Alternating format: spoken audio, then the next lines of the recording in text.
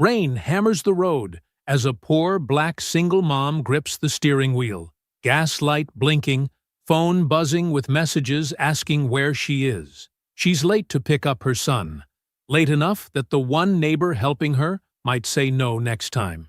Then she sees him, an old white man stumbling along the curb, soaked through, briefcase dragging, shoes slipping on wet pavement. Cars rush past like he's invisible.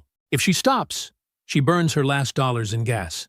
If she stops, she risks her job, her childcare, everything holding her life together. She slows anyway. 1 second, one choice. She pulls over and unlocks the door. Get in.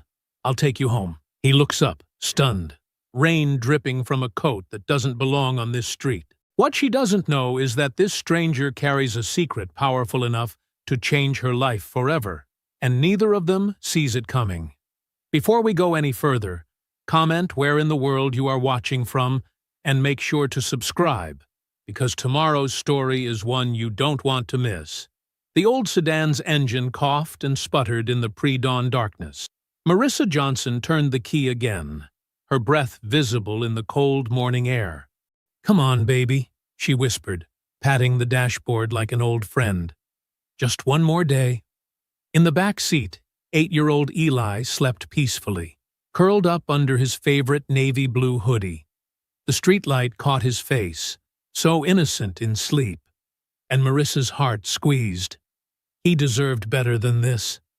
Better than watching his mama count pennies for gas. Better than falling asleep in a car before sunrise. The engine finally caught with a wheezing rattle. Marissa checked the gas gauge, the warning light burning bright orange against the dim dashboard. She'd have to choose between filling up the tank and buying groceries. Again. "Morning, sweet boy," she said softly, adjusting the rearview mirror to see Eli stirring. "Ready for another adventure?" Eli yawned and sat up, rubbing his eyes. "Can I have breakfast at Mrs. Green's?" "Sure can. She made her famous oatmeal yesterday." Marissa navigated through empty streets, the headlights cutting through lingering shadows. The truth was, Mrs. Green's oatmeal meant one less meal Marissa had to provide, one less worry about keeping food on the table. The eviction notice crinkled in her purse, a constant reminder of how close they were to the edge. She hadn't even opened it yet, couldn't bear to see the final warning in black and white. Mrs. Green was already awake, her porch light warming the darkness like a beacon. The elderly woman opened her door before they reached it, wrapped in a worn floral housecoat. "There's my boy," Mrs. Green said, opening her arms as Eli rushed to hug her. "And there's my hard-working girl." Her sharp eyes took in Marissa's exhaustion, the worry lines around her mouth. "I brought you some soup," Marissa said, pulling out a container from her bag. "Made it yesterday." "Child, you need to keep that for yourself," Mrs. Green protested, but accepted it anyway. She knew Marissa's pride, knew that giving made her feel less like she was just taking. "I'll be back by dinner," Marissa promised, kissing Eli's forehead. "Be good for Mrs. Green." "I'm always good," Eli said with a grin that made both women laugh.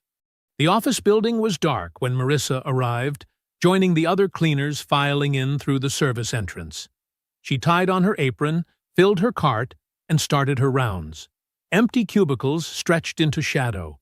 Family photos and corporate motivational posters her only company.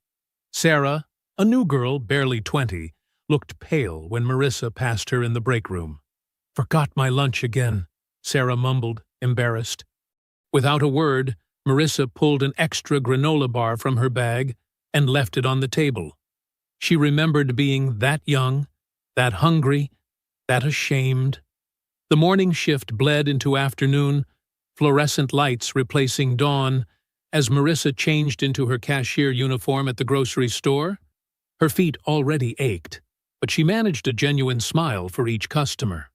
"Let me help you with those," she said to an elderly man struggling with his bags, even though her manager, Mr. Peterson, was watching with disapproval. "Customers can handle their own bags, Johnson," he called out as she returned. "That's not in your job description." "Yes, sir," Marissa replied quietly. But the next time someone needed help, she gave it anyway. Her mama had raised her right. Kindness wasn't optional, even when it cost something. The afternoon grew heavy with clouds, darkness gathering early. As her shift ended, Marissa gripped her steering wheel. The leather cracked and worn smooth by years of prayers. "Please," she whispered, turning the key. "Just get us home." The engine turned over, and Marissa released a breath she hadn't realized she was holding. One more day. They'd made it one more day. Dark clouds rolled overhead as Marissa pulled out of the grocery store parking lot. The first heavy drops hit her windshield like coins, making her jump. Within seconds, the sky opened up completely, turning the world into a gray blur of water and mist. "Not today," she muttered, flicking on her wipers. They squeaked across the glass, leaving streaky arcs that made it even harder to see. She'd meant to replace them months ago, but there was always something more urgent. Food, rent, Eli's growing feet needing new shoes. The fuel gauge needle wavered just above empty, making her stomach clench. She'd learned exactly how far she could stretch that last gallon, knew every gas station that would let her put in just a few dollars worth. But in this rain, with the engine working harder, every mile felt like a gamble. Traffic crawled through the downpour. Marissa leaned forward, squinting through the windshield. Water pooled at the intersections, and cars threw up sheets of spray as they passed. Her phone buzzed on the passenger seat, Mrs. Green's name lighting up the screen. Marissa's chest tightened. She was already running late, and Mrs. Green had been clear about needing to leave for her doctor's appointment. That's when she saw him. An elderly white man struggling along the sidewalk, one hand gripping a worn leather briefcase, the other braced against the wind. His suit, probably once crisp, hung heavy with rain. Each step seemed to cost him, his right leg dragging slightly. Marissa's fingers tightened on the steering wheel. She should keep driving. She needed to get to Eli. The gas tank was running on fumes. Mrs. Green was waiting. Every practical reason in the world said to drive past, just like all the other cars splashing by. The old man stumbled, his free hand shooting out to catch himself against a lamppost. His briefcase hit the wet sidewalk, papers spilling out to scatter in the wind and rain. "Lord have mercy," Marissa breathed. Before she could talk herself out of it, she hit her hazard lights and pulled over to the curb. Her window hummed as she lowered it, rain immediately spattering her face. "Sir," she called out. "Sir, please, get in. Let me take you home." The man looked up, water streaming down his lined face. He seemed to be weighing his options, pride warring with necessity. Another car roared past, sending a wave of dirty water over his shoes. "Please," Marissa said again, softer this time. "This rain isn't letting up." Her phone buzzed again, probably Mrs. Green wondering where she was. The gas gauge needle seemed to sink lower just sitting there. But Marissa kept her hand stretched toward the passenger door, remembering all the times she'd wished someone would stop for her when things were hard. The old man gathered his scattered papers with shaking hands, trying to stuff them back into his briefcase. Marissa put the car in park and grabbed her umbrella from the back seat. She stepped out into the downpour, hurrying to help him. "Here," she said, holding the umbrella over him as she knelt to rescue a soggy document from a puddle. "Let me help you with those." His hands were cold when they brushed against hers, accepting the wet paper. Up close, she could see how his shoulders trembled, whether from cold or exhaustion she couldn't tell. His suit might have been expensive once, but now it was as worn as her cashier's uniform, the edges frayed and thin. Finally, he nodded, something in his proud stance softening. "Thank you," he said quietly, his voice rough but cultured. "You're very kind." Marissa held the passenger door open, steadying him as he lowered himself into the seat. Water dripped from his clothes onto her cracked leather upholstery, and her ancient heater rattled to life, trying its best to push out warm air. The rain drummed against the car roof like angry fingers as Marissa navigated through the flooded streets. Her windshield wipers fought a losing battle against the downpour, and she had to lean forward to see clearly. Beside her, the old man shivered, his wet clothes leaving dark patches on her passenger seat. "I'm Henry," he said suddenly, his voice carrying an unexpected authority despite his bedraggled appearance. "Just Henry." He spoke with precise pronunciation, each word carefully chosen, as if he was used to people hanging on his every syllable. Marissa glanced at him, noting how his shoulders trembled. "Hold on a second," she said, reaching behind her seat while keeping one hand firmly on the wheel. Her fingers found the old gray sweatshirt she kept for emergencies. "Here," she offered. "It's not fancy, but it's warm and dry." Henry accepted the sweatshirt with slightly trembling hands. "You're very kind," he said, draping it over his shoulders like a blanket. "Most people wouldn't stop." "Most people should," Marissa replied, cranking up the temperamental heater. It wheezed in protest, but managed to push out slightly warmer air. "Where can I take you? What's your address?" Henry's brow furrowed. "It's near the old library. Or was it past it?" He stared out the rain-streaked window. "Take a right at the next light, I think. Or maybe—" His voice trailed off, and he shook his head. "I apologize. The streets look different in this weather." Marissa's concern deepened. She'd seen this kind of confusion before in some of her elderly customers at the store. The last thing she wanted was to drop him off somewhere random in this weather. She made a decision, turning toward the more commercial district where some businesses would still be open. The fuel warning light blinked insistently, and Marissa tried not to think about how much gas this detour was costing her. She had exactly enough to get to Mrs. Green's and back home. Or she had, before this unplanned rescue mission. Henry noticed the warning light too. "Oh, dear," he murmured, reaching for his pocket. "Please, let me give you something for gas." "No," Marissa said firmly, though her heart ached at refusing money she desperately needed.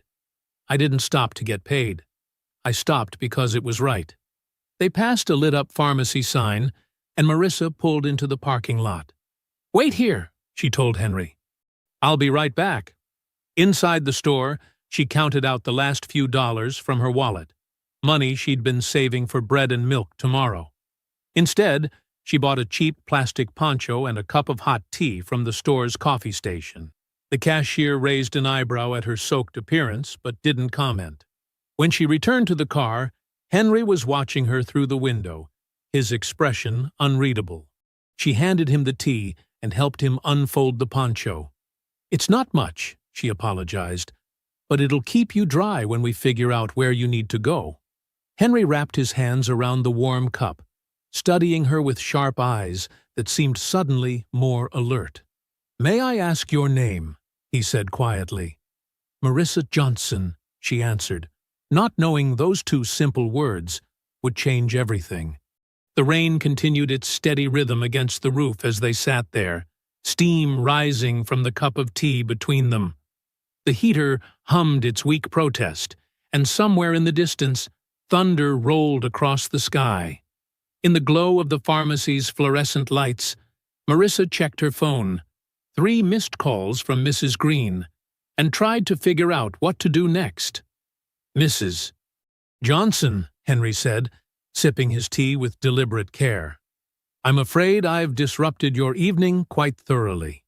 His words carried a weight she couldn't quite understand, but she was too focused on the practical problems at hand to dwell on it. "Don't worry about that," she said, though worry was exactly what she was doing. "Let's just focus on getting you somewhere safe and warm." She pulled out of the parking lot, the windshield wipers keeping their steady beat, as she searched for a solution that wouldn't leave either of them worse off than they'd started. The rain softened to a steady drizzle as streetlights flickered to life, casting long shadows across the wet pavement. Marissa's headlights swept across an imposing building she'd only seen in passing, all glass and polished stone, with a covered entrance and brass fixtures that gleamed even in the dim evening light.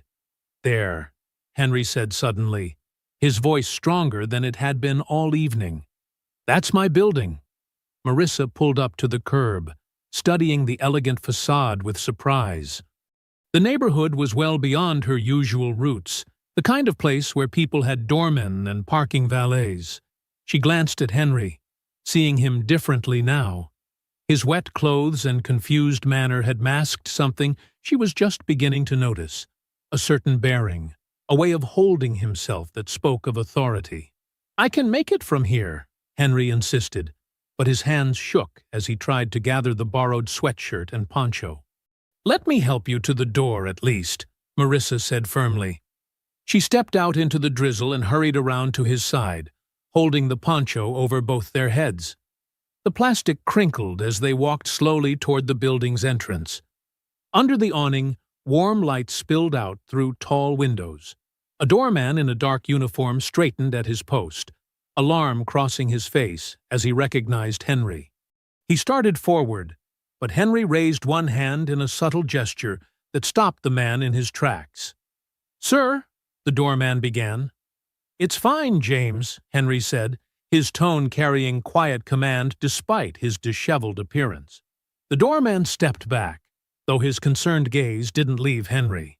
Henry turned to Marissa, studying her face with an intensity that made her want to look away. But she met his eyes, seeing something there she couldn't quite read. Assessment, perhaps, or decision.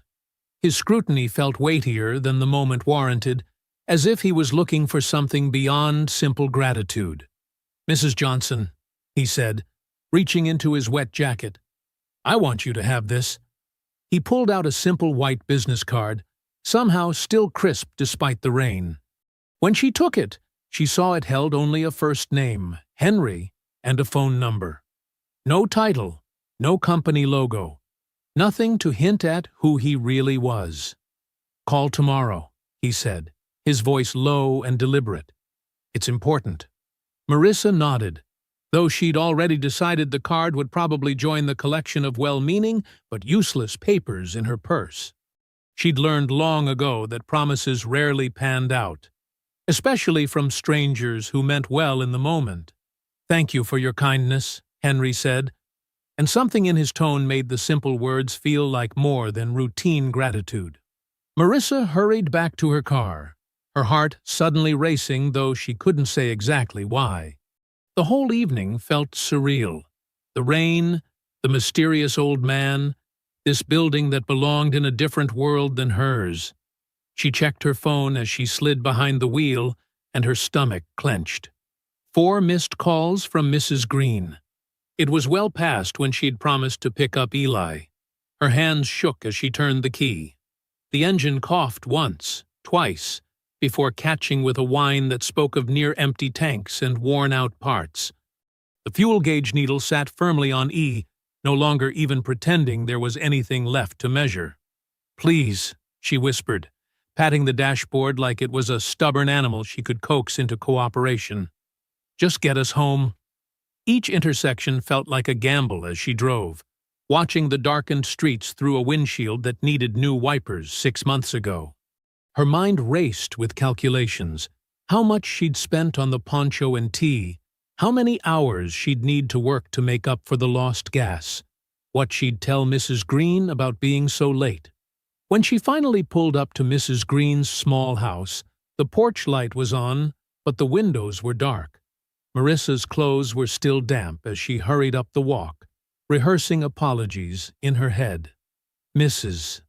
Green opened the door before she could knock, her face etched with worry rather than anger. "I'm so sorry," Marissa started, but Mrs. Green just shook her head and stepped aside. There on her worn couch was Eli, curled up under an old Afghan, dead to the world. "Baby, Mrs. Green said softly as Marissa gathered her sleeping son into her arms. "You can't keep living like this." Pre-dawn light crept through Marissa's kitchen window, casting weak shadows across the wrinkled paper in her hands. The eviction notice was short, just a few paragraphs of legal language that boiled down to one brutal fact: pay up or get out. She'd read it so many times, the words had started to blur together. "Mom!" Eli's voice pulled her back to the present. "Can I have more cereal?" Marissa quickly folded the notice and tucked it under a stack of other bills. "Sure, baby." She managed a smile as she poured the last of the generic cornflakes into his bowl. "But eat slow. We've got plenty of time before school." Eli nodded, spooning cereal carefully while his legs swung under the kitchen chair. He was wearing his favorite superhero t-shirt, washed so many times the design had started to crack. "Are you okay, Mom? You look tired." "I'm fine, just thinking about work stuff." Marissa reached across the table to smooth his hair. "How about we read one of your library books tonight?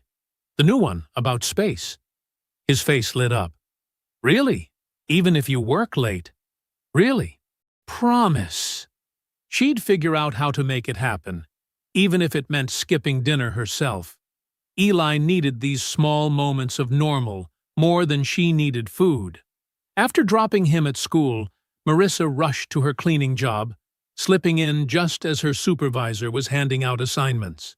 The morning passed in a blur of vacuum noise and chemical sprays, her muscles moving through familiar motions while her mind churned with numbers. Even if she picked up extra shifts, there was no way to make the rent deadline. The phone buzzed in her pocket around 10. Unknown number. Marissa usually ignored these. Bill collectors were relentless. But something made her answer. "Mrs. Johnson?" The voice was crisp, professional. "This is Ms. Pritchard, calling on behalf of Henry. He'd like to see you downtown immediately." Marissa's first thought was scam. "I'm sorry, I don't—" "You gave him a ride last night in the rain," Ms. Pritchard continued smoothly. "Bought him hot tea and a poncho at the pharmacy. Your fuel light was on the whole time, but you refused payment. Does that help confirm this is legitimate?" Marissa's hand tightened on the phone. "Those details. No one else could know them." Yes, but I'm at work. I can't just—" "Henry understands you have obligations. He's prepared to compensate your employer for any lost time. This is important, Mrs. Johnson." Marissa's heart hammered. She thought of the eviction notice, of Eli's worn shirts, of the constant tightrope walk between almost okay and disaster. "I'll need to make arrangements for my son after school." "Of course. The address is 1200 Market Street. They'll be expecting you in the lobby." After a quick call to Mrs. Green, "Child, what kind of trouble are you in now?" Marissa changed into the blazer she kept in her car for emergencies. It was second-hand, slightly too big, but better than showing up wherever she was going in her cleaning uniform. The bus ride downtown felt surreal. She watched the neighborhoods change through smudged windows, houses getting bigger, streets getting cleaner, until finally the glass and steel towers loomed ahead. Her worn sneakers squeaked on the polished marble floor of 1200 Market as she approached the security desk, feeling painfully out of place. "Mrs. Johnson?" The guard smiled like he'd been waiting for her. "May I see some ID?" She fumbled with her wallet, heat rising in her cheeks as she handed over her driver's license. The photo was 4 years old, from before she'd had to sell her good work clothes. "Perfect, thank you." He handed her a visitor badge. "Take the express elevator to floor 47. Ms. Pritchard will meet you there." Marissa's knees felt weak as she walked to the elevator bank. The doors were polished to a mirror shine, reflecting her uncertain expression back at her. She pulled Henry's card from her pocket, running her thumb over the embossed letters. Just a name and number. Nothing to explain why she was here. Nothing to hint at who he really was. The elevator arrived with a soft chime. Inside, it was all wood paneling and brass fixtures, with a view of the city through a glass wall. Marissa pressed 47 with a shaking finger, watching the ground fall away as the car rose smoothly upward. Each floor that passed felt like another step into a world she didn't belong in, where people had corner offices instead of cleaning carts, where one phone call could rearrange someone's whole day. The card in her hand was warm now from her grip as the numbers climbed. 43, 44, 45. She took a deep breath, trying to steady herself. 46. The elevator slowed to a stop at 47, and the doors closed behind her like a vault sealing shut.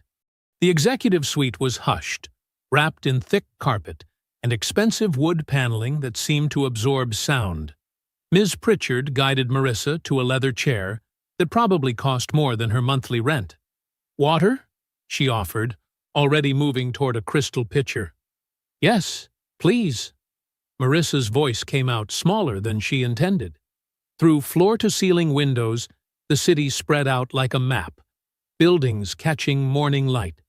From up here, her neighborhood wasn't even visible, just a haze on the horizon where the nice parts of town faded into the struggles she knew.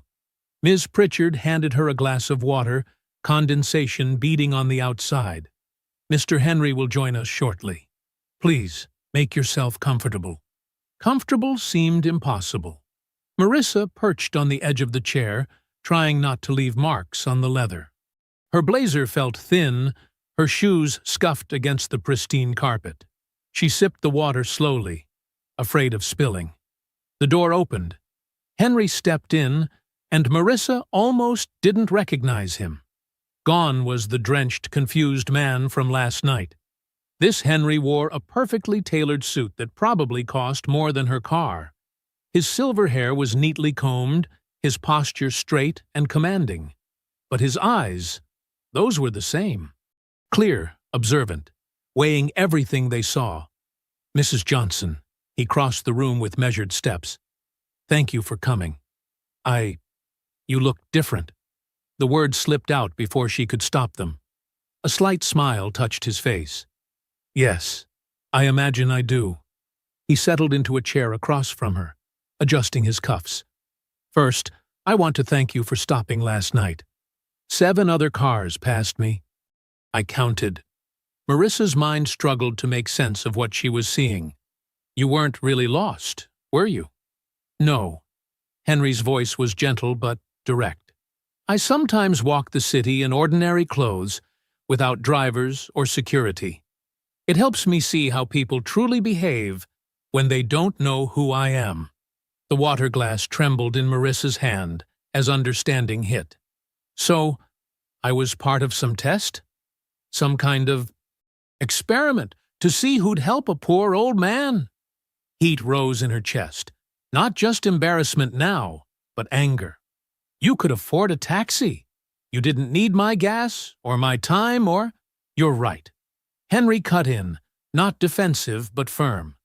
"I didn't need help, but that's precisely why it mattered that you offered it."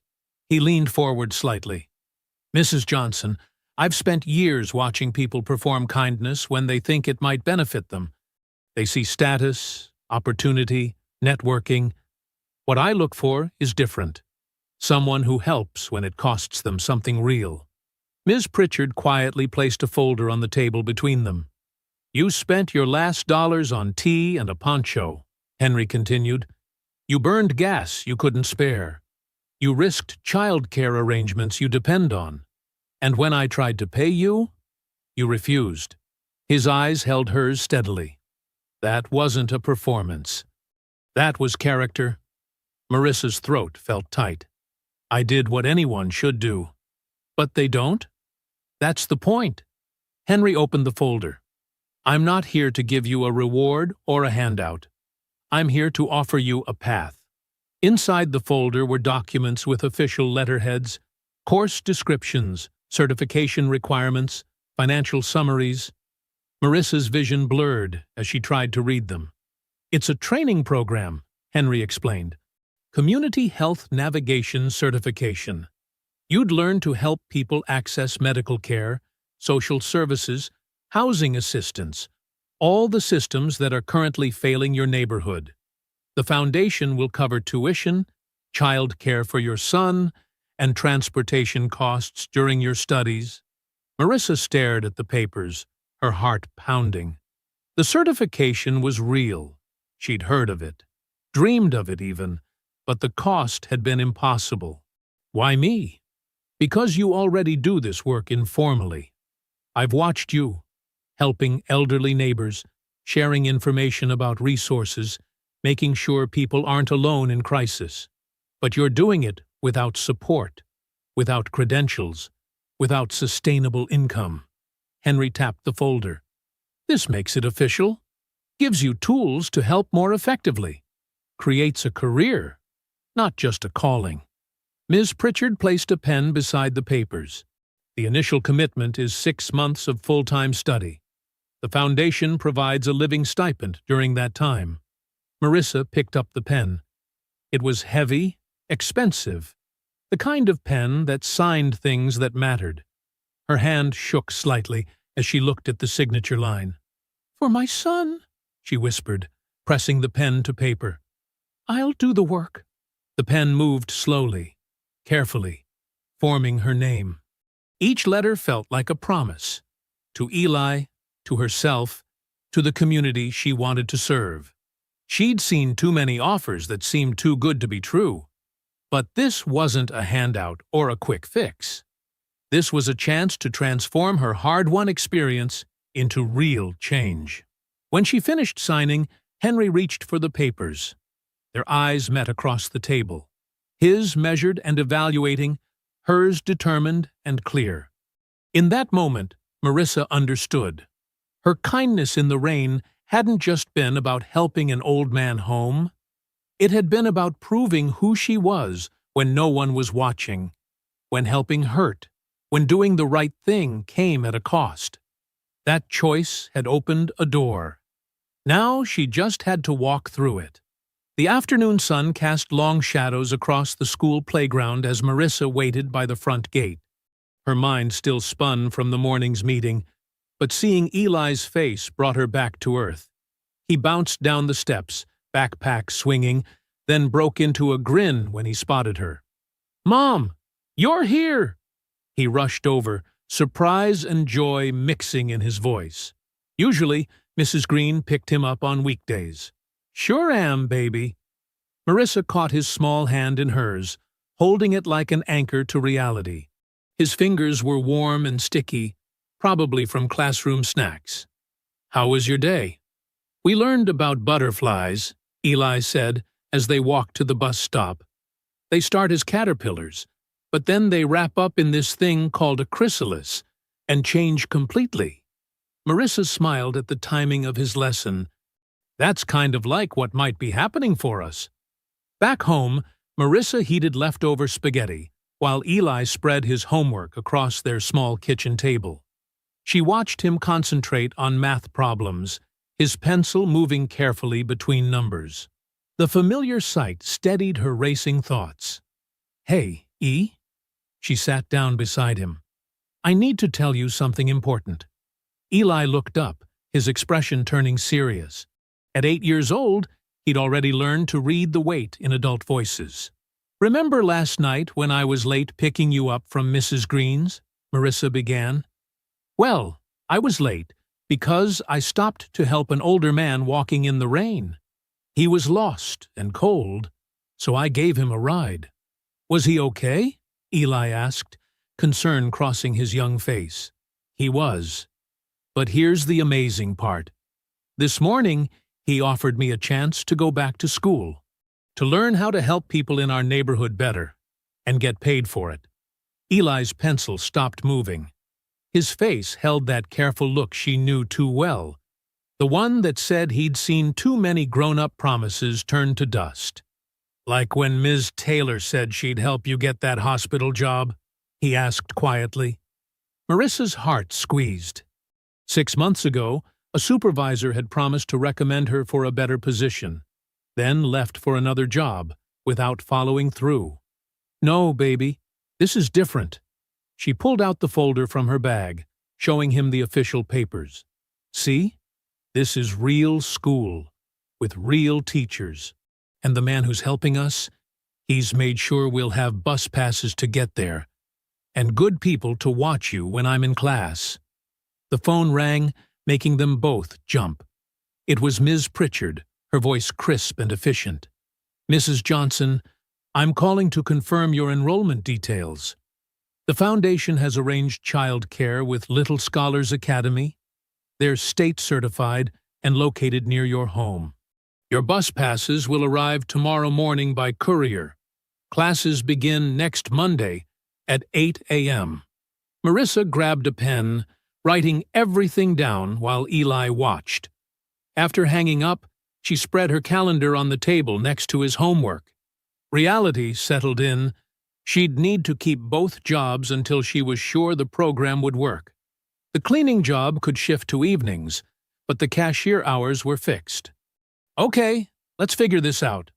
She drew lines across the calendar, mapping each hour. Morning classes here, work here, your school pickup. Her pen moved steadily, building a bridge between now and possibility. Eli leaned against her arm, watching. "That's a lot, Mom."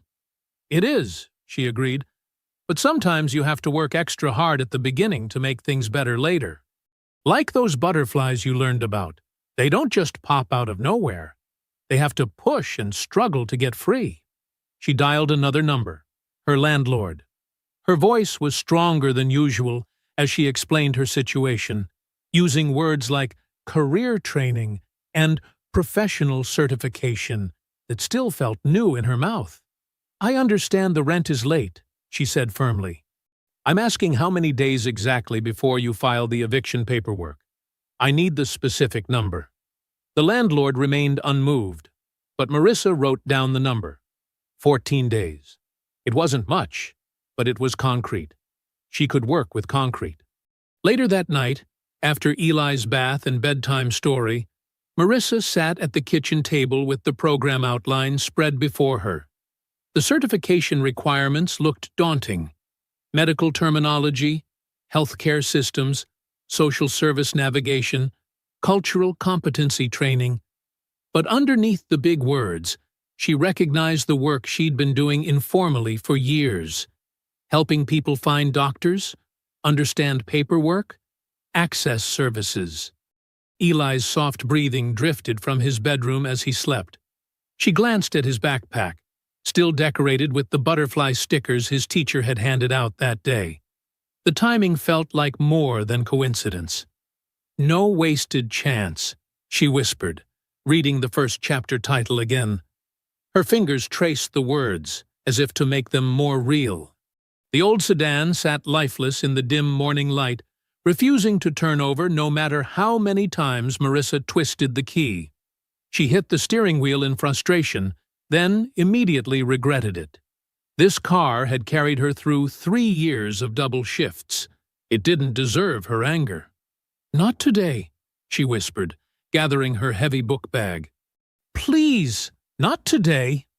The morning air bit through her jacket as she ran toward the bus stop, her shoes hitting the sidewalk in a desperate rhythm. She'd left early enough to drive, but hadn't planned for mechanical failure.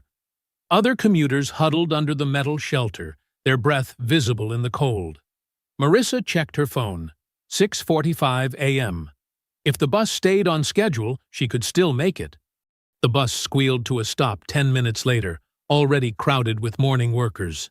Marissa swiped her new pass, the one Henry's foundation had provided, and found a spot to stand, gripping the overhead rail. Each stop and start made her stomach clench tighter. She couldn't be late. Not on her first week. The training center occupied the ground floor of a renovated office building. Marissa hurried through the glass doors at 7:52 a.m., her heart racing but her clothes still neat. The classroom buzzed with conversation as other students settled into their seats. Most looked fresh from college, their notebooks crisp and new. A few wore scrubs or business casual, probably switching careers. Marissa smoothed her thrift store blazer and took a seat near the middle, not hiding but not drawing attention either. "Good morning, everyone," the instructor, Dr. Walsh, began. Today, we're covering social determinants of health, the factors that influence wellness before anyone ever sees a doctor. Marissa opened her notebook, purchased with her last cashier shift wages. The pages were still blank, waiting. Let's start with housing instability, Dr. Walsh continued. How does uncertain shelter affect healthcare access? The room fell quiet. Young hands stayed down, faces uncertain. Marissa's heart picked up speed as memories flooded in, calling clinics from payphones, using old addresses on forms, choosing between rent and prescriptions. Slowly, she raised her hand. Yes, Mrs. Johnson? When you don't have stable housing, Marissa began, her voice steady despite her nerves. You can't get consistent care. Doctors want permanent addresses for records and billing. If you move a lot, you lose paperwork. Sometimes you can't keep medicines that need refrigeration. And preventive care? That's not even on the radar when you're facing eviction. Dr. Walsh nodded, writing key points on the whiteboard. Excellent real-world example. What about food access? Again, Marissa's hand rose. Food deserts mean people rely on corner stores and fast food. But it's not just about location. It's timing. If you work multiple jobs, you might not have time to cook, even if you could buy fresh food. And food pantries? They often operate during working hours. The younger students turned to look at her with new interest. One woman in scrubs nodded in recognition. As the morning progressed, Marissa's experience illuminated topic after topic. She knew how medical debt could spiral, how lack of transportation affected appointment keeping, how shame kept people from seeking help until emergencies forced them. Her knowledge wasn't theoretical. It was lived, earned through years of navigating broken systems. When class ended, Dr. Walsh caught her eye. Mrs. Johnson, your insights today were invaluable. This program needs voices like yours. Marissa felt warmth spread through her chest as she gathered her books. The bus ride to Little Scholars Academy felt lighter than the morning journey. She found Eli in the reading corner, surrounded by books and clearly content. Mom! He jumped up, hugging her waist. Ms. Rachel helped me with division. That's wonderful, baby. Marissa signed the pickup sheet, noticing how professional and clean the facility looked. This was worlds away from the informal childcare arrangements she'd cobbled together before. At home, they spread their work across the kitchen table, her medical terminology flashcards next to his spelling list. Eli sounded out photosynthesis while she memorized hypertension. Quiz me, he said, covering his words with one hand. Okay.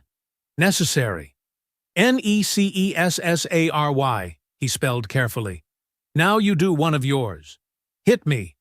That one about blood pressure. Hypertension. Hypertension. They worked until dinner time when Marissa's phone buzzed. Her second job supervisor was calling about her missed shift. She had mandatory orientation tonight instead. The lost wages would make next week tight, maybe impossible. She stared at the phone, then at Eli's homework, then at her own studies. Standing up, Marissa walked to the kitchen sink. She found a piece of paper and a marker, writing in clear letters. Finish what you started. The note went up right where she'd see it every morning.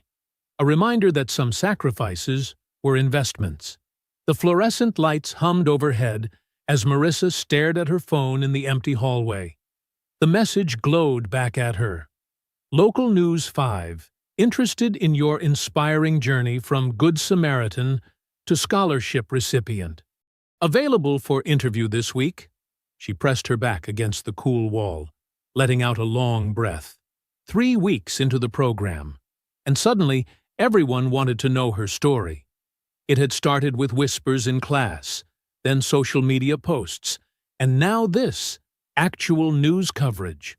Inside the classroom, she could hear chairs scraping as students packed up after their morning session. Marissa had just aced another role-play exercise, demonstrating how to help clients navigate insurance paperwork. Dr. Walsh had called her performance exemplary. "Mrs. Johnson?" Speaking of Dr. Walsh, she appeared in the doorway. "The Foundation representatives were impressed with your presentation today. They're talking about using your approach as a model for the program." "Thank you," Marissa said, tucking her phone away. "I just showed what I wish someone had shown me years ago." "That's exactly why you're succeeding here. Real experience matters." As other students filtered past, Marissa noticed their glances. Some smiled warmly, while others quickly looked away. She'd seen the comments online. "Fairy tale story," and "must be nice to get handpicked by a billionaire." The attention made her skin prickle. Her phone buzzed again. This time, it was Ms. Pritchard, Henry's assistant. "Mr. Henry requests a brief meeting tomorrow morning before your classes. Coffee in the Foundation office?" Marissa typed back a quick acceptance. These check-ins with Henry had become regular, though brief. He never wasted words, and he seemed genuinely interested in her progress rather than her publicity value. The Foundation office occupied a quiet corner of the building. Two staff members Marissa didn't recognize stood in the lobby, taking photos of the training center's logo wall. One lifted her camera as Marissa passed, but lowered it when Marissa shook her head slightly. Henry sat in a simple chair by the window, not behind the imposing desk. "Marissa," he said warmly, "how are the classes?" "Good. Great, actually. I'm maintaining a 95 average. I saw the reports." He gestured for her to sit. "And I've seen the media attention." Marissa's shoulders tensed. "I haven't responded to any of it. Nor should you feel obligated to. This opportunity is yours, earned through character, not a publicity stunt. Though I understand the Foundation's marketing team is enthusiastic. They followed me to lunch yesterday," Marissa admitted. "Wanted photos of natural interaction with classmates." Henry's expression darkened slightly. "I'll speak to them. Your focus should be on learning, not performing for cameras." After the meeting, Marissa felt lighter. She spent her lunch break apartment hunting on her phone, allowing herself to imagine a future with more space than their current one-room rental. A listing caught her eye. A two-bedroom with actual closets, walking distance from a good elementary school. The rent was high, but maybe possible with her future salary. She clicked through the photos, picturing Eli doing homework at a real desk instead of the kitchen counter. Maybe they could even get him a proper bed to replace the fold-out couch he'd been sleeping on. "That one looks nice," said a classmate, Sarah, peeking over her shoulder. "Are you moving?" "Hoping to, once I'm certified and working." "I bet the Foundation would help with the deposit," Sarah said carefully. "You know, since you're their star student and all." The comment stung, though Sarah probably meant well. "I'd rather do it on my own," Marissa said, closing the browser. That evening, Eli sprawled on their worn carpet with his science project, a model of the solar system made from painted styrofoam balls. Marissa helped him attach Neptune to its wire orbit, while trying not to let her anxiety show. "Mom, are you going to be on TV?" he asked suddenly. "Who told you that?" "Mrs. Green said she saw something about you on Facebook. She said you're famous now." Marissa set down the hot glue gun. "I'm not famous, baby. Some people just want to write about the school program I'm in." "Because of the rich man who helped us?" "Because of hard work," she corrected gently. "The help opened a door, but we're walking through it ourselves." Eli nodded, carefully balancing his wobbly solar system. "Like how you helped me start this. But I'm doing the planets myself?" "Exactly like that." Marissa smiled, amazed at how children could simplify complex things.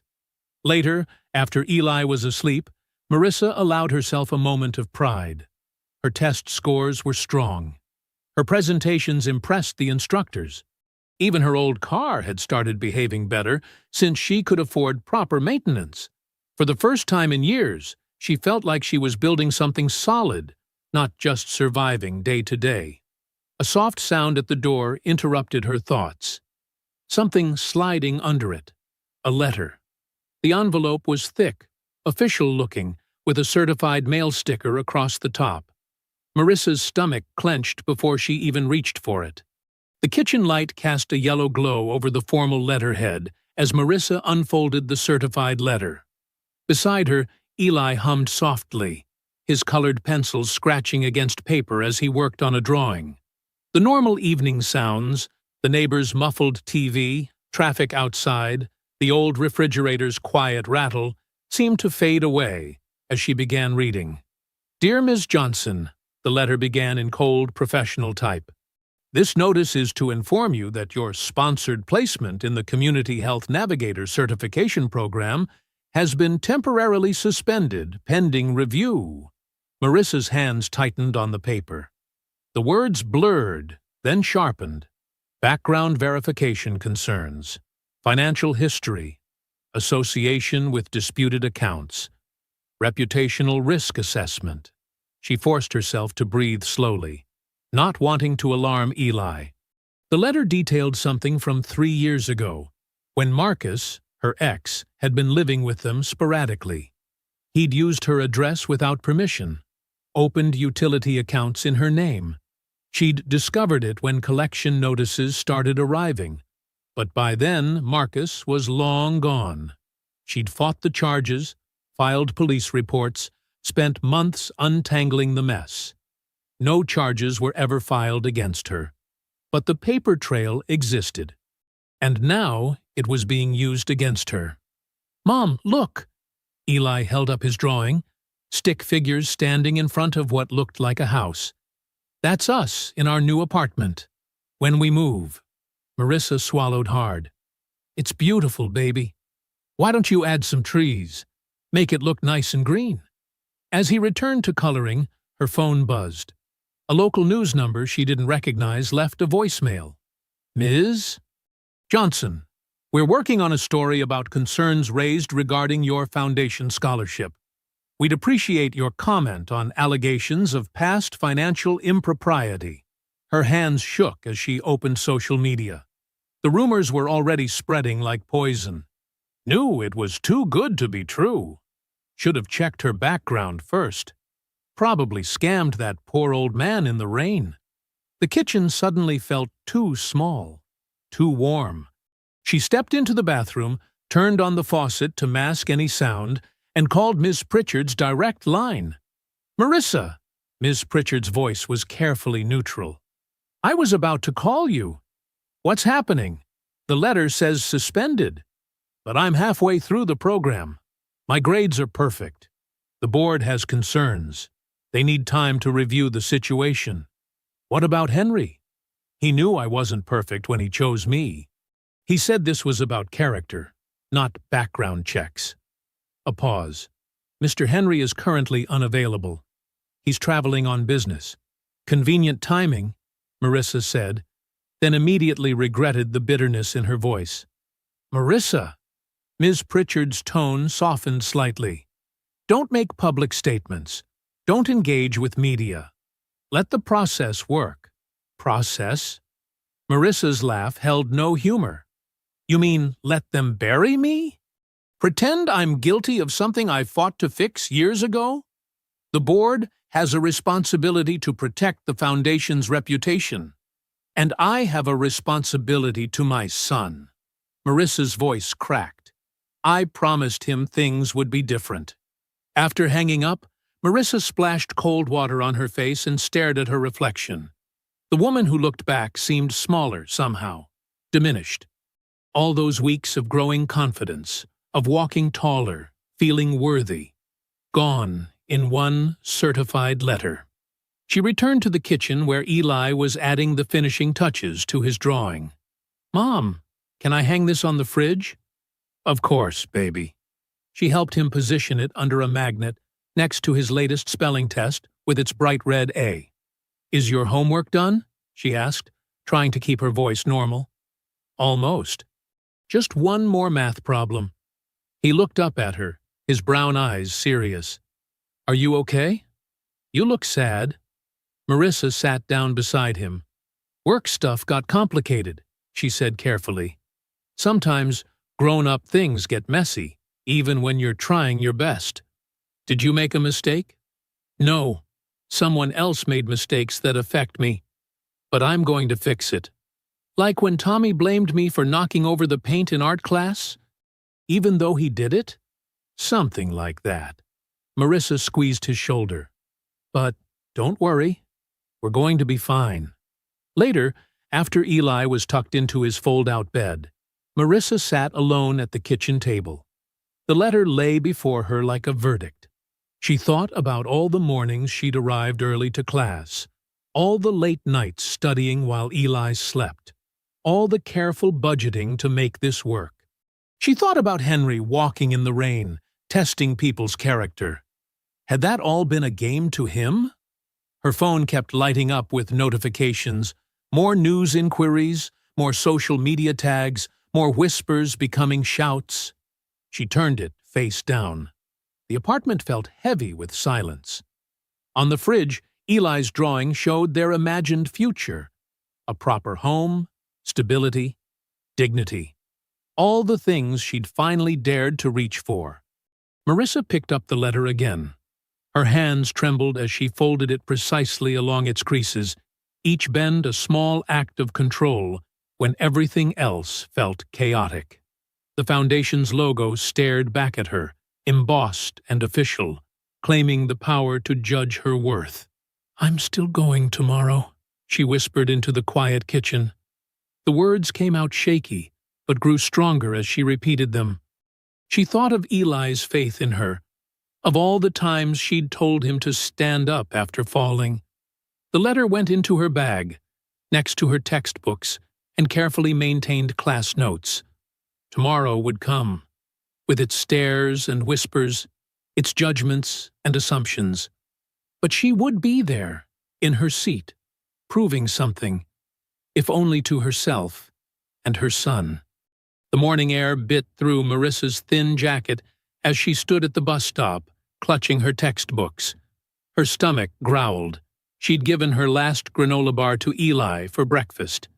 The foundation's letter sat heavy in her bag, but her student ID still worked. Until someone physically stopped her, she'd keep showing up. Other commuters huddled nearby, checking phones and watches. A woman Marissa recognized from class glanced at her, then quickly looked away. The story had spread. Marissa lifted her chin and stared straight ahead. The bus arrived with a whoosh of brakes. Marissa counted out exact change. No more prepaid pass, and found a seat near the middle. She opened her textbook, focusing on today's material about emergency response protocols. The words blurred as exhaustion crept in. She'd been up late recalculating their budget, trying to stretch what was left of her savings. In class, Marissa sat in her usual spot despite the whispers. When the instructor asked questions, she raised her hand anyway. During group work, she noticed others hesitating to partner with her. Fine.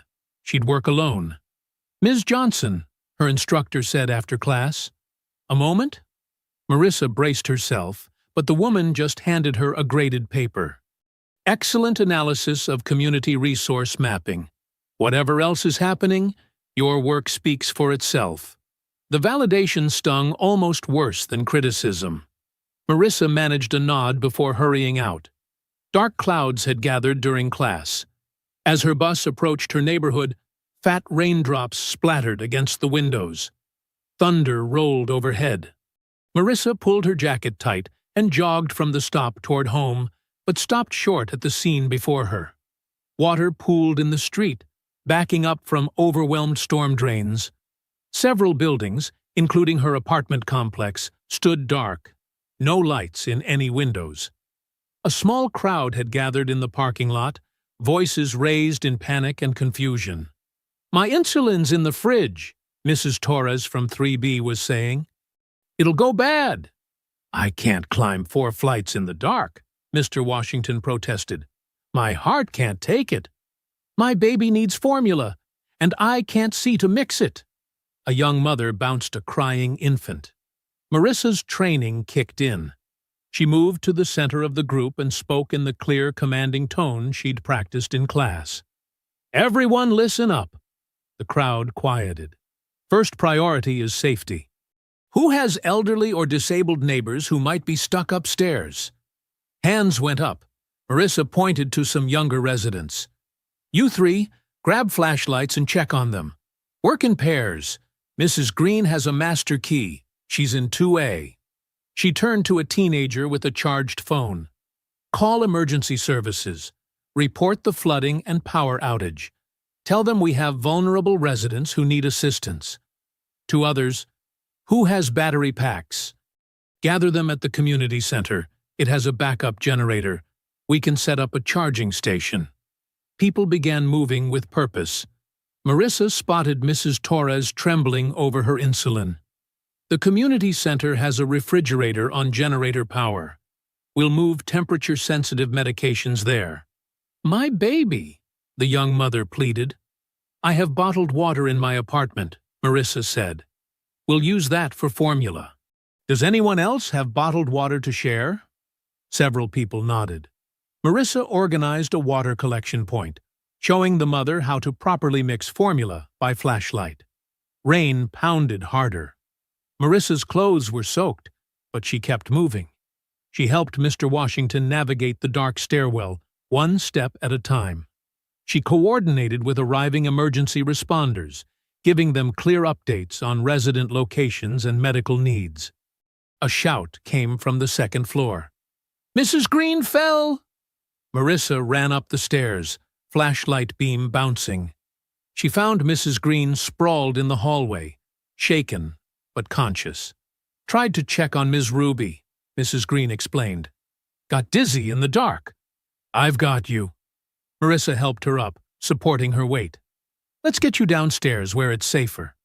"You sound like a proper professional now," Mrs. Green said as they descended slowly. "All official-like. Just using what I learned." Marissa's voice caught. "While I still can. Honey, they can take away the paper, but they can't take away what's in your head." Mrs. Green squeezed her arm. "Or your heart." They reached the ground floor where emergency lights now cast a weak glow. The community center had become an impromptu shelter. People shared snacks and phone chargers. Children played cards by flashlight. The young mother had finally gotten her baby to sleep. Marissa moved through the crowd, checking on everyone.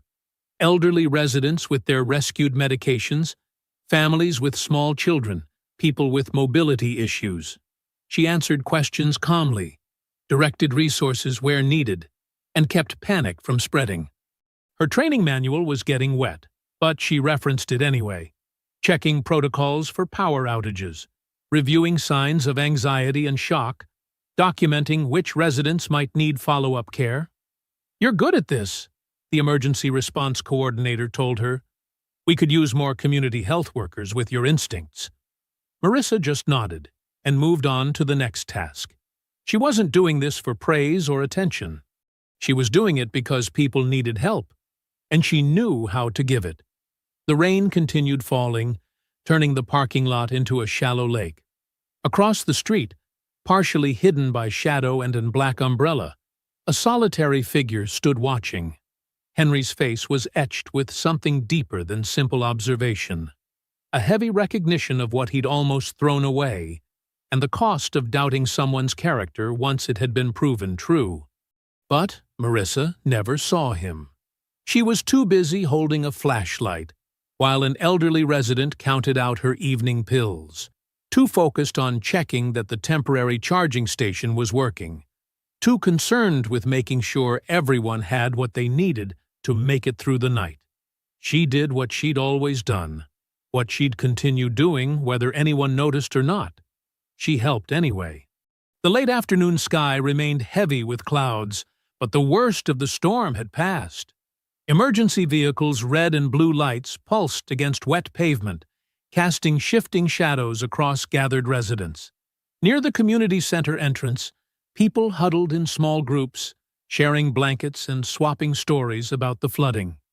Marissa stood by a fold-out table, organizing donated supplies into categories: bottled water, snacks, basic first aid items.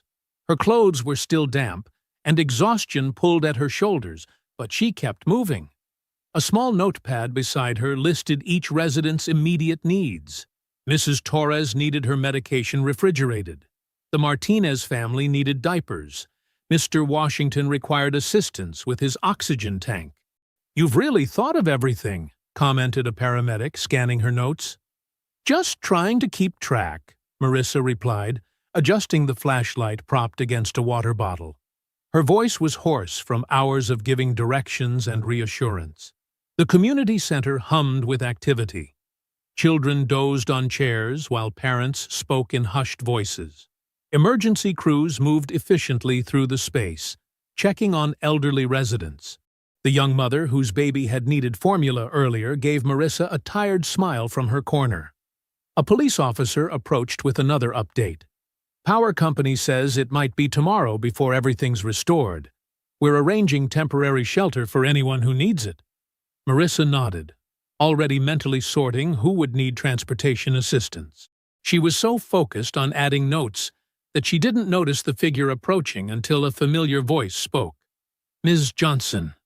She froze. Without looking up, she knew it was Henry. Her hands tightened on her pen, knuckles white with tension. The past weeks of uncertainty and shame rushed back. The letter, the accusations, the silence from his office. "Not now," she said quietly, still writing. "I'm busy helping people who actually need me. Please." His voice carried none of its usual authority. 5 minutes. Marissa finally looked up. Henry stood there in a rain-dampened suit, his usual commanding presence softened by what looked like genuine regret. She glanced around at her neighbors, at the emergency crews, at the children sleeping on chairs. 5 minutes, she agreed, turning to a volunteer. "Watch the supplies table? I'll be right back." They moved to a quieter corner of the room, where the emergency lights cast long shadows. Marissa crossed her arms, protective armor against whatever new disappointment might come. "I saw how you handled the crisis," Henry began. "Did you?" Marissa's voice shook with barely contained anger. "Were you watching that too? Another test? Because the last one wasn't humiliating enough? You have every right to be angry. Where were you?" The words burst out, sharp with hurt. "When that letter came? When people started calling me a fraud? When everything I'd worked for just disappeared?" She took a shuddering breath. "You talked about seeing real character. But the moment someone questioned mine, you vanished." Henry didn't interrupt or defend himself. He simply listened, his face grave, as Marissa's words poured out. "Do you know what it's like," she continued, "to finally believe you might have a real chance, then watch it slip away because of something someone else did? To have your whole past used against you, even though you survived it?" A young boy's cry interrupted them. Someone had dropped their flashlight, and the dark had scared him. Marissa automatically turned toward the sound, but another resident was already there, offering comfort. Henry waited until she looked back at him. "The board review wasn't solely my decision," he said carefully. "But you're right. I allowed it to continue. I needed to know if your kindness was conditional." "Conditional?" Marissa's laugh was bitter. "On what? Having enough money? Being comfortable? Because those have never been options for me." "No," Henry said softly. "I needed to know if you would keep helping others even when no one was watching, even when there was no reward, even when it cost you everything." Marissa thought of the past weeks, still attending classes, still studying, still showing up. Today's crisis response. So it was another test. "An unfair one," Henry admitted. "One I regret. Watching you lead today, seeing how naturally you stepped up, it proved what I already knew but needed to confirm. You help because it's who you are, not what you might gain. He reached into his jacket and withdrew a folder. I personally investigated the background issue, traced the paper trail to your ex-partner, found documentation clearing your name. His voice hardened. I won't let systems punish you for surviving someone else's mess. Marissa stared at the folder but didn't take it. Why should I trust you again? Because I'm not just offering to restore the opportunity, Henry said. I'm here to apologize. I let fear of being wrong about you override what I knew was right. That caused you pain you didn't deserve. A commotion near the supplies table drew Marissa's attention. Someone needed help organizing donations. Her body automatically turned toward the need, and Henry noticed. Even now, he said quietly, your instinct is to help. It's not an instinct, Marissa corrected him. It's a choice, every time. Henry nodded slowly. That's exactly why I'm here. Tomorrow morning, I want you to come with me to meet the board. Marissa tensed. I won't beg them to believe in me. No, Henry agreed. You're not coming as a charity case or someone who needs their approval. You're coming as the leader you already are. The leader everyone here sees clearly. The emergency coordinator called Marissa's name, needing her input on overnight arrangements. She glanced at Henry, then at the folder he still held. Your 5 minutes are up, she said. I have work to do here. The elevator doors opened onto the 45th floor, revealing a corridor of polished marble and gleaming wood. Marissa's reflection ghosted along brass-trimmed walls as she followed Ms. Pritchard toward double doors marked boardroom. Her second-hand blazer felt thin against the building's aggressive air conditioning, but she kept her spine straight. They're waiting, Ms. Pritchard said softly, pausing at the entrance. She gave Marissa an encouraging nod before pushing the doors open. 12 faces turned toward her. The board members sat around a massive oval table, their expressions ranging from polite disinterest to barely concealed skepticism. Leather chairs creaked as they shifted, papers rustled, and someone cleared their throat. Henry stood at the head of the table, his presence commanding even in silence. Ms. Johnson, please join us, said a silver-haired woman who introduced herself as the board chair, Dr. Elizabeth Warner. We understand you'd like to address certain concerns. Marissa took her seat, conscious of every eye studying her clothing, her posture, her worthiness to be in this room. She placed her folder, containing every document she could find about the utility dispute, carefully on the table's gleaming surface. Thank you for meeting with me, Marissa began, proud that her voice remained steady. I know your time is valuable. A man in wire-rimmed glasses consulted his tablet. We're reviewing some concerning information about your background, Ms. Johnson. Issues that could impact donor confidence and program integrity. The Foundation's reputation is paramount, added another board member. We must maintain strict standards for beneficiary selection. Marissa noticed how they used careful words to dress up their judgment. She remembered Henry's advice from earlier. Don't let their language intimidate you. Speak your truth, plainly. I understand reputation matters, Marissa said. So let me be clear about mine. She opened her folder with steady hands.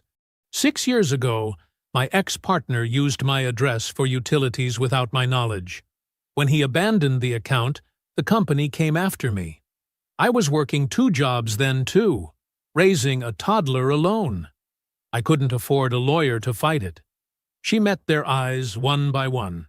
Being poor means you're guilty until proven innocent. Being poor means one mistake, even someone else's mistake, follows you forever. Being poor means systems assume the worst about you, no matter how hard you work or how honest you are. The room stayed silent. Even the paper shuffling stopped. I brought documentation, Marissa continued, sliding copies forward. Court records showing I was never charged with fraud. Proof I set up a payment plan for bills that weren't mine, because I couldn't fight them. References from employers who know my character. Dr. Warner examined the papers through her reading glasses. These circumstances are unfortunate. However, the Foundation must consider. If I may, Henry interrupted, standing. His voice filled the room with quiet authority. I've witnessed Ms. Johnson's character firsthand, not through background checks or paperwork, but through actions under pressure. He described the neighborhood crisis during the storm. Marissa organizing emergency response, tracking vulnerable residents, coordinating with first responders. She led without being asked. She served without reward. She showed exactly the kind of practical leadership our programs should cultivate. Admirable, said the man with wire-rimmed glasses. But our guidelines need revision, Henry cut in. What good is a foundation claiming to lift people up if we punish them for surviving? What message do we send when we demand perfection from those who've had to fight for everything? Marissa watched the board members exchange glances. Henry wasn't finished. I propose we not only reinstate Ms. Johnson's sponsorship, but expand it.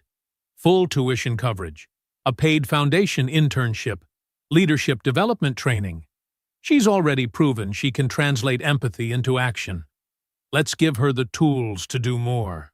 The budget implications, someone began, will be covered by my personal guarantee, Henry said firmly. Unless, of course, you'd prefer I redirect my funding to organizations with clearer moral vision. The threat hung in the air. Board members shifted uncomfortably. Marissa kept her face neutral, though her heart hammered. Dr. Warner removed her glasses. Perhaps we should put it to a vote. Perhaps we should, Henry agreed. But first, I'd like Ms. Johnson to share her vision for what she'd do with this opportunity. Marissa hadn't expected this opening, but she was ready. She spoke about creating accessible health navigation services in underserved neighborhoods, about training other community members to advocate for themselves, about building bridges between medical systems and people who'd lost trust in institutions. I know what it's like to feel invisible, she concluded. To need help, but not know how to get it. That experience isn't a weakness. It's expertise. I can reach people others can't, because I've walked in their shoes. The board vote that followed felt almost anticlimactic. Under Henry's steady gaze, they approved the expanded program with only 2 dissenting votes. Dr. Warner herself made the motion to proceed immediately with reinstatement.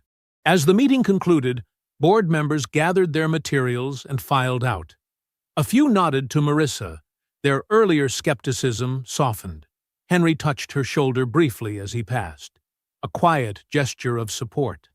Marissa remained seated for a moment, her hands folded in her lap. Relief made her dizzy, but determination steadied her. She thought of Eli, of Mrs. Green, of her neighbors during the storm. She thought of all the times she'd helped anyway, when helping hurt. Now she had a chance to help with real resources behind her. Ms. Pritchard appeared at her side. Ready to review the new paperwork? Marissa stood, squaring her shoulders once more. Yes, she said simply. I'm ready. Morning light filtered through freshly cleaned windows as Marissa turned the key in the lock. The door swung open with a satisfying click, revealing the transformed space that still took her breath away. New vinyl flooring gleamed under LED lights, replacing the cracked tiles and flickering fluorescence that had marked this abandoned storefront for years. She inhaled deeply, fresh paint and possibility. The renovation had taken 3 months, but every detail felt right. The welcoming lobby with comfortable chairs, the private consultation rooms with sound dampening, the small medical station equipped for basic screenings. Educational posters in Spanish and English brightened the walls, and a children's corner held books and quiet activities. Marissa walked through her morning routine, switching on computers and checking the day's schedule on her tablet. The Foundation's logo shared wall space with local partner organizations, a visual reminder that this center belonged to the community first. Mrs. Green arrived precisely at 8, settling behind the front desk with her thermos of tea. "Morning, baby," she called out, arranging her family photos next to the sign-in computer. "Ready for another day?" "Always," Marissa smiled, helping Mrs. Green adjust her chair. The older woman had insisted on volunteering 3 mornings a week, saying she needed to keep useful. In truth, her presence gave the center credibility. Neighbors trusted Mrs. Green's judgment. The first clients wouldn't arrive for another hour, giving Marissa time to review files. She'd hired 2 part-time health navigators from the neighborhood, both completing certification like she had. Training them felt like passing forward Henry's investment in her. Eli's backpack appeared in her office doorway before his face. "Mom, I finished the science homework." He was growing so fast. His school uniform pants already showed his ankles. "That's great, honey. Show me while I get these papers organized." She cleared space at the small desk they'd set up in the corner of her office. It wasn't fancy, but it was his space. Stable, predictable, safe. Eli spread out his assignment, explaining the water cycle diagram with enthusiasm. Marissa noticed he'd drawn extra arrows and notes in the margins, the way she did with her own work files. "Very thorough," she praised. "Just like a real researcher." "Ms. Thompson says I might get to present it to the class," he said, carefully storing the paper in his folder. "Can I help sort the donation boxes before school?"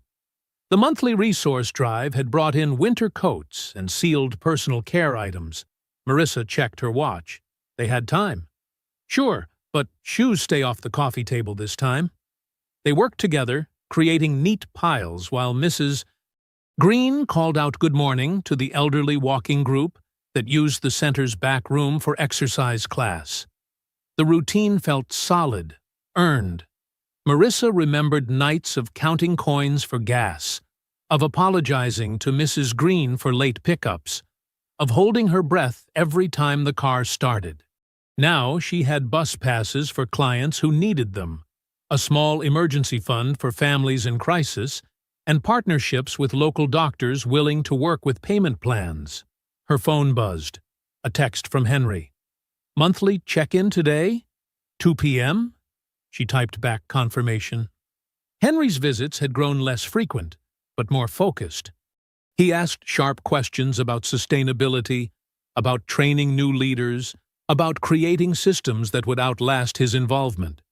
"You're building something larger than one person's generosity," he'd told her last month. "Make it strong enough to stand alone." The morning unfolded steadily.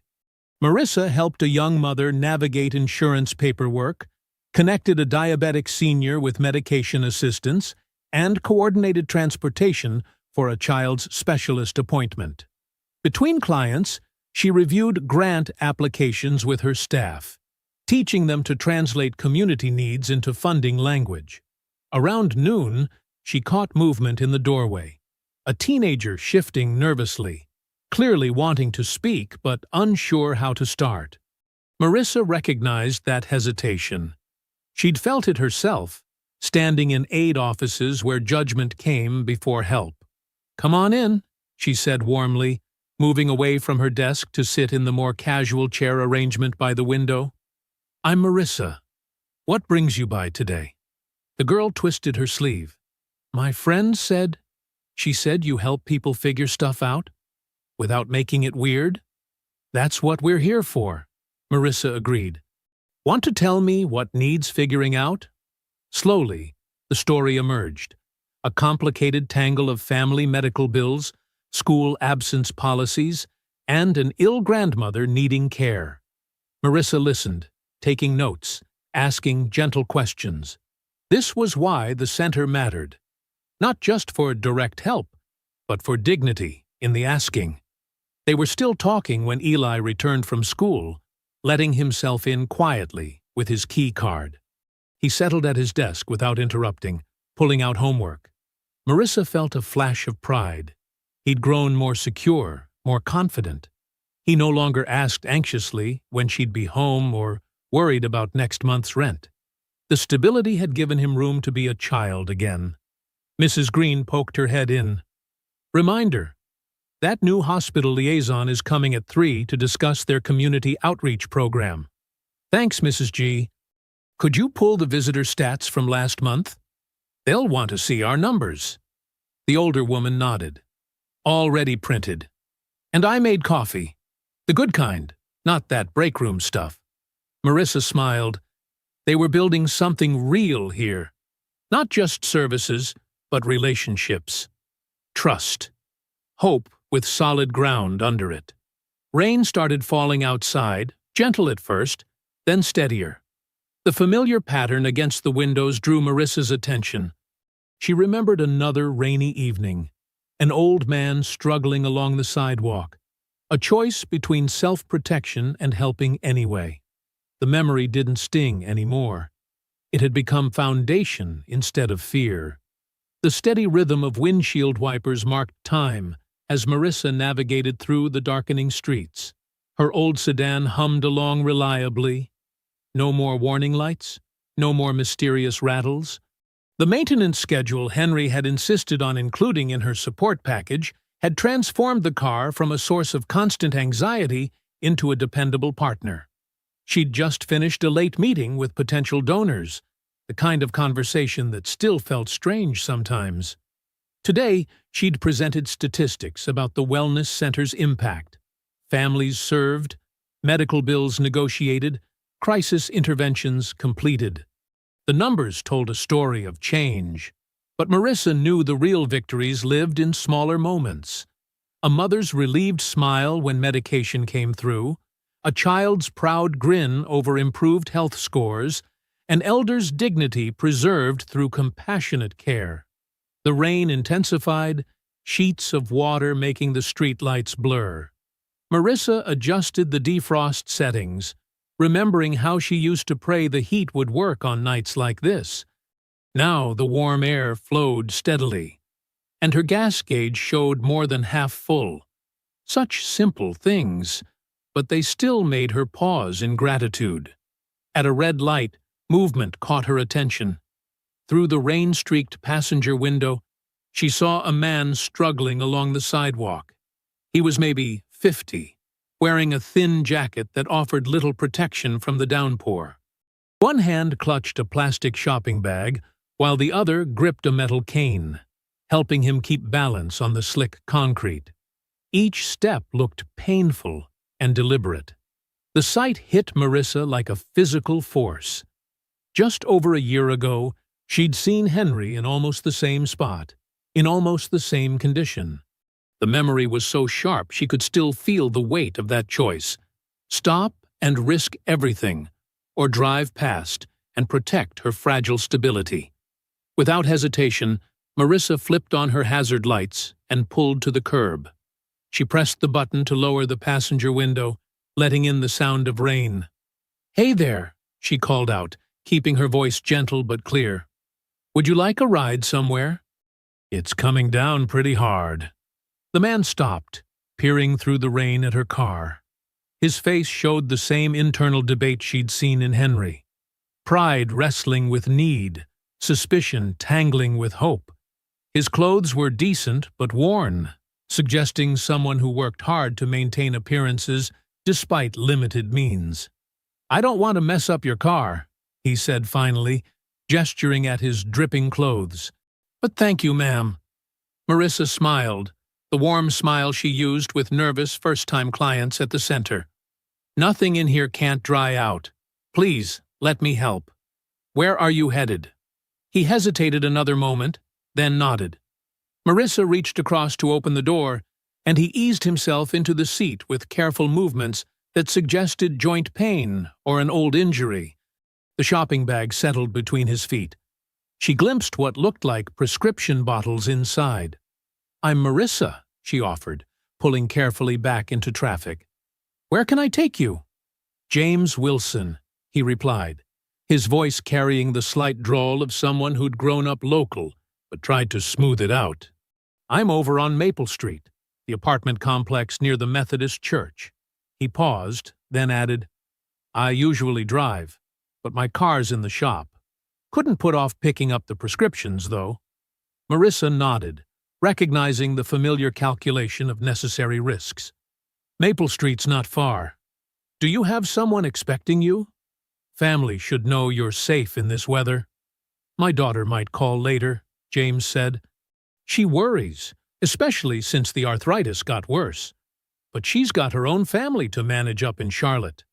The conversation felt like an echo, but now Marissa was on the other side of it. She knew the right questions to ask, the way to show interest without prying. "That's tough, managing health stuff long distance. Does your doctor have a good system for prescription refills?" James sighed. "It's complicated. Insurance changed again. Had to switch some medications. Still figuring out what's covered." Marissa kept her voice casual, while her heart squeezed with recognition. "You know, I work at that new wellness center over on Grant Avenue. We have staff who help navigate insurance issues, find medication assistance programs. All free, no strings attached." She gestured to the glove compartment. "Would you mind checking in there?" "I should have some of our cards." James retrieved a business card, studying it under the passing streetlights. The center's logo was simple but professional, with contact information and a list of basic services. Marissa had designed it herself, making sure it looked legitimate without being intimidating. "I've heard about this place," he said slowly. "Friend of mine said you helped his mother get into that new senior dental program." "That's us," Marissa confirmed, turning onto Maple Street. "We're open Monday through Saturday, and you can just walk in.